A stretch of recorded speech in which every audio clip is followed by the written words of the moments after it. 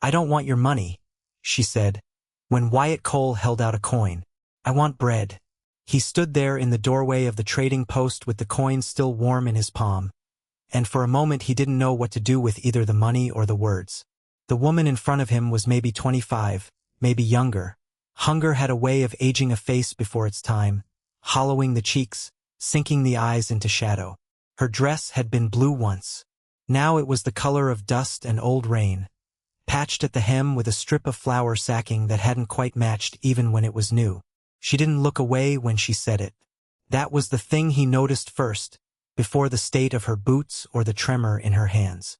She looked at him dead on, like a woman who had already decided that whatever came next, she wasn't going to flinch for it. "Ma'am," he said, and stopped because he genuinely didn't know how to finish that sentence. Behind her, the town of Coldwater Flat went about its business. A wagon creaking past, two men arguing over the price of nails, somewhere a dog barking at nothing. None of it slowed down for her. That was what struck him. A woman could be starving in the middle of a street and the street wouldn't care. "I've got $2, he said. "Take it. Buy what you need." "I don't need money," she said again, quieter now, like the effort of saying it twice had cost her something. "Money doesn't fill a stomach. Bread does. I haven't eaten in 3 days, mister, and I'm not asking for charity I can carry around in my pocket. I'm asking for something I can eat before sundown." Wyatt had ridden into Coldwater Flat that morning for feed and nails. Nothing more. He had a herd thinning out from a dry summer, a barn roof that leaked when it rained sideways, and exactly enough money to cover both if he was careful. He was not, by nature, a careless man. His father had drilled economy into him the way some men are taught scripture, with repetition and consequence for forgetting. But there was something in the way she stood, spine straight even as her hands shook, that undid the careful arithmetic in his head. "There's a bakery 2 doors down," he said. "Come on." She hesitated. He watched her weigh it, the offer, the stranger, the risk of trusting either. Whatever she'd survived to get to Coldwater Flat had taught her caution the way his father's economy had taught him thrift, and he understood that kind of lesson well enough not to push. "I'm not asking anything else of you," he said. "Just come eat." She followed him, 3 steps behind, the way a person walks when they haven't decided yet whether to trust the ground they're standing on. Inside the bakery, warm and thick with the smell of yeast and wood smoke, she sat at the small table by the window like she expected someone to come drag her back out of it. When the loaf came, still steaming, she didn't tear into it the way he expected. She broke it slowly, deliberately, eating like a person retraining a body that had forgotten what food was for. "Where are you headed?" he asked, because the silence had gone on long enough that he needed to fill it with something other than questions about her past. "Away," she said. "That's about as specific as I can make it." "Away from what?" Her jaw tightened. She set the bread down. "You bought me a meal. You didn't buy my story." "Fair enough." He let it sit. Outside, the wind picked up, rattling the bakery's shutters, carrying with it the smell of an approaching storm, the kind that came fast in this part of the territory, all thunderheads and sudden violence, gone again by morning. "Name's Wyatt Cole," he said. "I've got a ranch 4 miles west. Not much of one, but it's got a roof, mostly, and more food than I can eat alone." She looked at him for a long moment, calculating something behind her eyes. "Ruth," she said finally. "Just that. No last name offered, and he didn't ask for one. I'm not offering you anything you'd have to pay back, Ruth. Just a meal and a place out of the weather if you need it. Everyone wants something," she said, not unkindly, just tired, like a fact she'd learned the hard way. "You'll want something eventually." "Maybe," he admitted, "but not tonight. Tonight there's a storm coming and you look like 3 days is closer to 5. She almost smiled. It didn't quite reach all the way, but it was close. That was when the door of the bakery opened, and the bell above it rang too sharp in the quiet, and a man in a long gray coat stepped through with rain already darkening his shoulders, and Ruth's whole body went still the way a rabbit goes still when a hawk's shadow crosses the grass. "Afternoon," the man said, to the room in general, but his eyes had already found her. Ruth didn't move. Wyatt felt the air in the small bakery change, the way it does before lightning, and understood without being told that whatever she'd run from hadn't given up looking. The man in the gray coat took his hat off, shook the rain from it, and set it on the counter with the unhurried manner of someone who already believed he owned whatever room he walked into. He was maybe 50, with a face weathered into permanent suspicion and a badge. Not a lawman's star, but a private one, brass and unofficial, pinned crooked to his lapel. "Baker," he said, "you seen a woman come through here. Brown hair, blue dress, answers to Ruth Calloway. Skipped out on a debt to my employer." The baker, a heavy-set man with flour still on his forearms, glanced toward the table where Ruth sat with her head down, and Wyatt understood in that instant that the whole town was about to learn exactly what kind of man he was. He didn't decide it the way a man decides something with time to think. He decided it the way a hand decides to move when a stove is hot fast, and past the point where thinking would have helped. "Haven't seen anybody like that," Wyatt said, before the baker could answer. "Just my wife and me having a meal before the storm." The word wife came out of him easier than he expected, and he felt Ruth go rigid across the table, though she didn't look up. The man in the gray coat turned. His eyes went from Wyatt to Ruth and back, weighing the lie against whatever description he'd been carrying in his coat pocket for however many miles. "Your wife," he repeated. "That's what I said. Funny. Description I've got says she's traveling alone. Says she left a debt of $40 unpaid to a man named Hollis Greer, and Hollis Greer don't take kindly to being unpaid. Description's wrong." Then Wyatt said, "This is Ruth Cole. Been married 3 years." It was a bad lie and both of them knew it. No ring on her hand, no ease between them that 3 years of marriage would have worn into a couple. But a bad lie said with a steady voice bought more time than the truth said with a shaking one. The man studied them a moment longer. Rain drummed harder against the window now, and thunder rolled somewhere out past the ridge, close enough to rattle the glass. "Storm's coming in fast," the man said finally, seemingly to himself. "I'll be at the saloon tonight. Man matching your descriptions wanted. I expect the town marshal want to hear about it, married or not."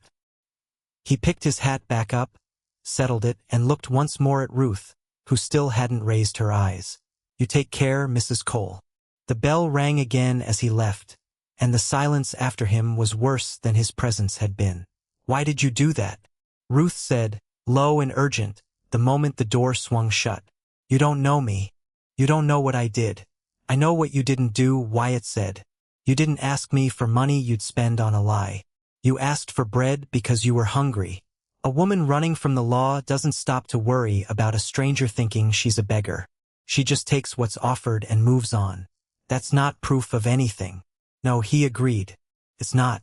But it's what I've got. And it's enough for tonight." She was quiet a long moment, turning the last piece of bread over in her fingers without eating it. "Hollis Greer isn't a man you cross," she said finally. "I didn't steal from him.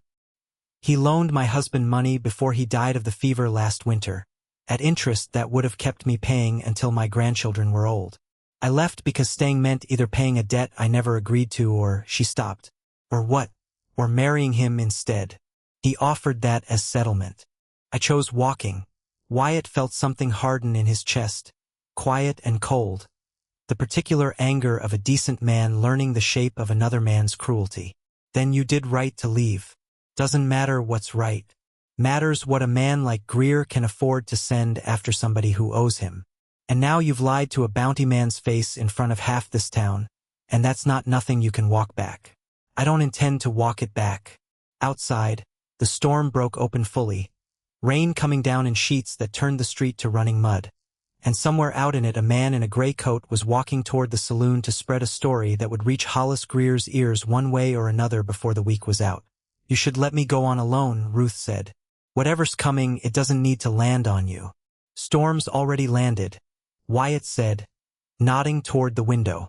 "Come on. My ranch is 4 miles out. We'll get there before the road turns to soup, if we hurry." She looked at him, really looked, the way she hadn't quite allowed herself to before, and something in her decided, the same fast, past-thinking way his own decision had come. "All right," she said. "For miles." The ride out was miserable and fast, rain needling sideways, the road already softening under the horses' hooves by the time they reached the turnoff to Wyatt's land. Ruth rode behind him, one hand gripping his coat, saying nothing, and he could feel the tension in her grip like a held breath that never let go. The ranch house came up out of the storm dark and low, smoke-colored against the black sky, and it had never looked so much like shelter to him as it did that night. He got her inside, got a fire going, and for a few hours the world narrowed down to the small, ordinary business of drying off and eating stew and pretending, briefly, that nothing was chasing either one of them. It didn't last. Wyatt heard the horses before he saw them. 3 sets of hooves, moving at a pace that meant business, cutting through the rain toward the house sometime past midnight. He was up and at the window before Ruth had fully woken, watching lantern light bob through the downpour, and he counted 3 riders, then recognized the gray coat of the man from the bakery riding in front. Ruth. He didn't need to say more than her name. She was already at the window beside him, face gone pale in the low firelight. "That's Hollis's men," she said. "The one in front, that's Delaney. He works for Greer. If Delaney's here, Greer's not far behind, or he sent Delaney to settle it himself." "How many guns?" "All of them. Delaney doesn't ride anywhere without at least one." Wyatt's rifle was over the mantel, an old Henry that had put down its share of coyotes but never a man, and he took it down now with hands that were steadier than he expected them to be. "There's a root cellar," he said, "under the kitchen floor. You get in it and you don't come out no matter what you hear. I'm not hiding while they burn your barn down to flush me out. They're not going to burn anything. Greer wants his money, not a dead debtor's estate to fight over in court. He wants you scared, and he wants a show he can carry back to town so the next person who owes him thinks twice before running." The knock came before she could argue further. Not a knock exactly, more a fist beating the door hard enough to rattle the hinges, 3 riders' worth of impatience compressed into the sound. "Cole." Delaney's voice, muffled by rain and wood. "We know she's in there. Save us all a wet night and open the door." Wyatt opened it himself, rifle held loose but visible. Rain sheeting off the porch roof behind Delaney's shoulder like a curtain. "Woman's not yours to collect," Wyatt said. "Whatever paper Greer's carrying, it's a debt on a dead man's account, and the law doesn't make a widow responsible for her husband's contracts unless she signed her own name to them. Law's a long ride from here," Delaney said, "and Mr. Greer's patience is shorter than the ride. Then Mr. Greer can come tell me that himself, instead of sending 3 men to threaten a woman in a rainstorm." Delaney's hand moved toward his hip, slow, deliberate, a warning rather than a draw. "Yet, you made yourself part of this when you lied to my face this afternoon. Cole. That's obstruction, and out here that's its own kind of debt." The rain kept coming, hard and relentless, and behind Wyatt, in the doorway's shadow, Ruth stepped forward before he could stop her. "I'm here," she said. "Let him be. This is between me and Greer." "No," Wyatt said low. "Get back." "Wyatt." "Get back," he said again, not unkindly, but with a finality that surprised even him. Delaney's eyes flicked between them, reading something in the exchange that seemed to shift his calculation. "Touching," he said, "but it doesn't change the debt." $40, Wyatt said. "That's the number, isn't it? With interest closer to 60 now." Wyatt didn't have $60, not free and clear, not without selling stock he couldn't afford to sell before winter. But he had a herd, and a rancher's word was still worth something in a territory where banks were 3 days' ride and men mostly settled debts on trust and consequence. "You ride back and tell Greer I'll have it," Wyatt said.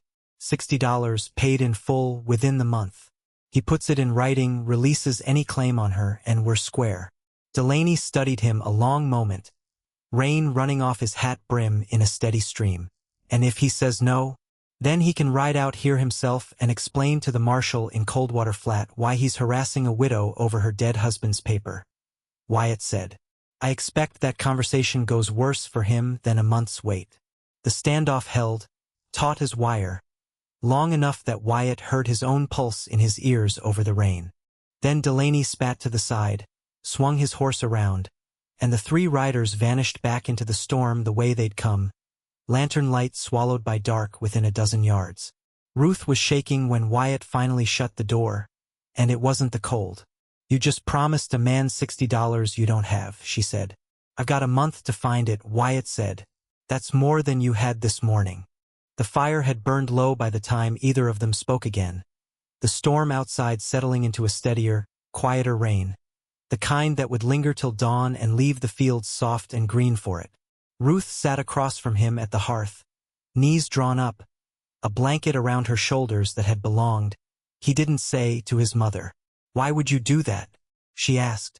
Promise money to a man like Greer, for a woman you met this morning? Same reason I bought you bread instead of handing you a coin, he said. Some things a person can't walk past and still call themselves decent. She was quiet a while, turning that over. My husband wasn't a careless man, she said finally, unprompted.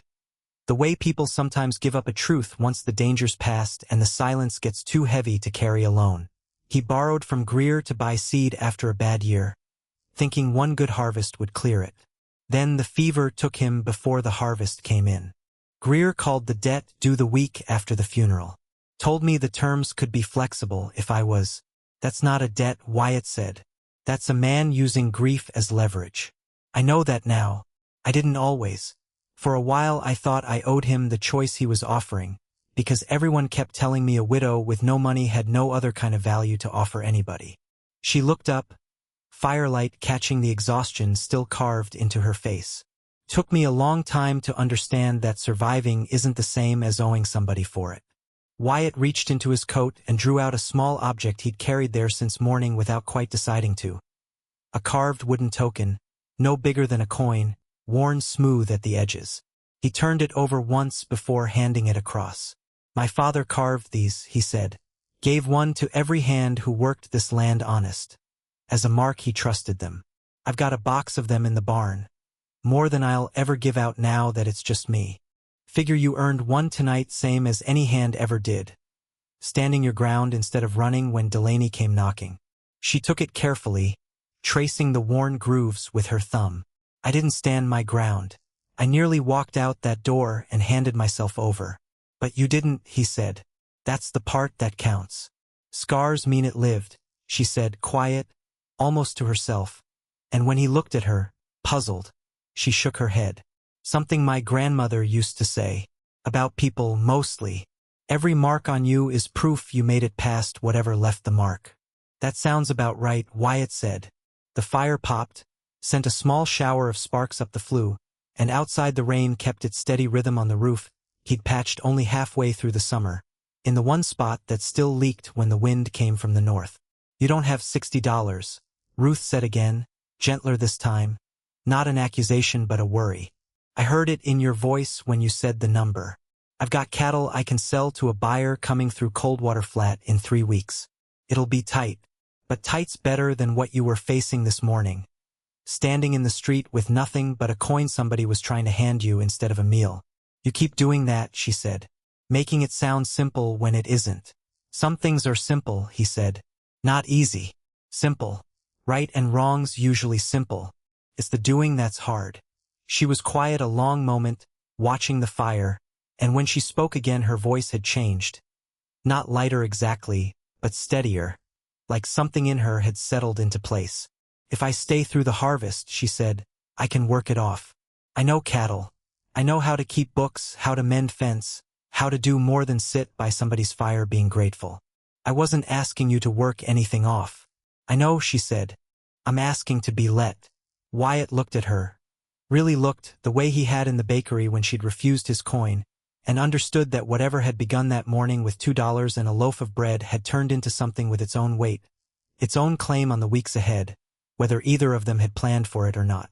All right, he said. Through the harvest. Outside, the storm had nearly spent itself, and somewhere past the ridge, in a direction neither of them looked, a man named Hollis Greer was reading a message his hired man had ridden 3 hours through rain to deliver, and deciding whether a rancher's promise was worth the trouble of collecting, or whether he'd ride out himself to make sure of it. Hollis Greer rode out himself 11 days later, on a morning bright and hard after weeks of rain, with Delaney and one other man flanking him and a folded paper in his coat pocket that he was fully prepared not to honor. Wyatt saw them coming from a half-mile off, dust rising behind 3 horses on the road that led to nothing but his ranch, and he had just enough time to set down the fence post he was driving and take up the rifle leaning against the corral rail before they reached the yard. Ruth came out of the house at the sound of hooves, wiping flour from her hands onto her apron. She'd taken over the kitchen these 11 days the way she'd taken over the account books, competent and unasked, filling a house that had been too quiet for too long. She stopped on the porch steps when she saw who it was, and Wyatt watched her spine straighten the way it had that first morning in front of the trading post, refusing to flinch. "Cole," Greer said, reining in. He was smaller than Wyatt had pictured him, narrow-shouldered, with the particular soft hardness of a man who did his cruelty through other men's hands and rarely got them dirty himself. "I hear you made me a promise." $60, Wyatt said. "I've got 50 now in the house from selling for head early. The rest comes in 10 days when the main buyer's through Coldwater Flat." "That was always the arrangement." "Arrangements change," Greer said. "I've had time to think on it. Woman owes a debt, and a debt like that, money doesn't always settle it clean. Maybe I want something else instead." "There isn't anything else," Wyatt said. "The debt was never hers to begin with. A widow's not bound to her husband's contract unless she signed it herself, and I expect you know that better than most, seeing as it's why you came asking her to marry the debt away instead of taking it to a judge." Something shifted in Greer's face. Not quite alarm, but the particular unease of a man who'd counted on nobody knowing the law well enough to say it out loud in front of witnesses. Delaney's eyes cut sideways toward his employer. "That a threat, Cole?" "It's a fact," Wyatt said. "One I'm prepared to ride into Coldwater Flat and repeat to the marshal and the circuit judge both, along with an account of 3 armed men showing up at a widow's door past midnight in a storm. You can take $50 now and my word on the rest, honest and public, or you can take your chances explaining all that to a judge who'll ask why a debt collector's offering marriage as an alternative to payment." The yard held still, sun climbing. The only sound the wind moving through the dry grass at the fence line and Greer's horse shifting under him. Restless. 50 now, Greer said finally, the words coming out clipped. Sour. 10 in 10 days. And then we're square, and I don't want to hear your name again, Cole or hers. That suits us both, Wyatt said. He went inside for the money while Ruth stood on the porch, unmoving, and when he came back out and counted the bills into Delaney's waiting hand, Greer had already turned his horse, done with the business the moment the transaction closed, a man who dealt in numbers and had no further use for a place where the numbers had run out. They watched the 3 riders shrink to dust on the road, and neither of them spoke until the sound of hooves had faded entirely into the ordinary hush of a working morning. Cattle lowing somewhere past the barn, a hawk turning slow circles overhead, the particular quiet of a debt finally closed. You didn't have to give him all 50, Ruth said. You could have held some back, made him wait for it all. Wanted him gone clean, Wyatt said. Some debts you pay in full just to be done owing anybody anything, even the waiting.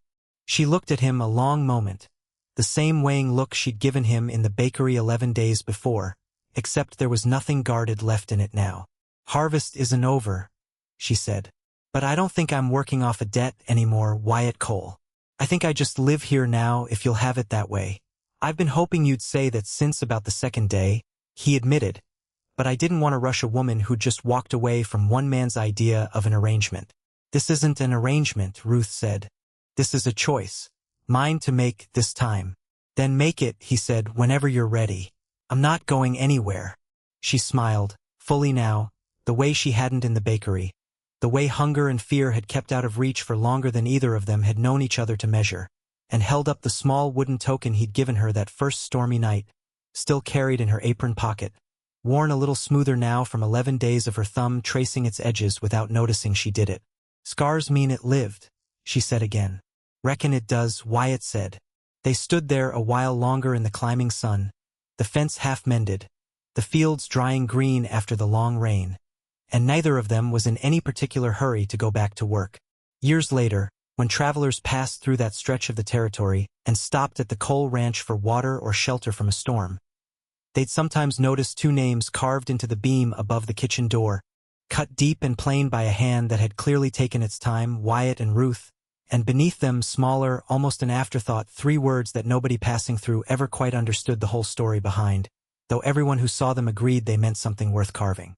She asked for bread.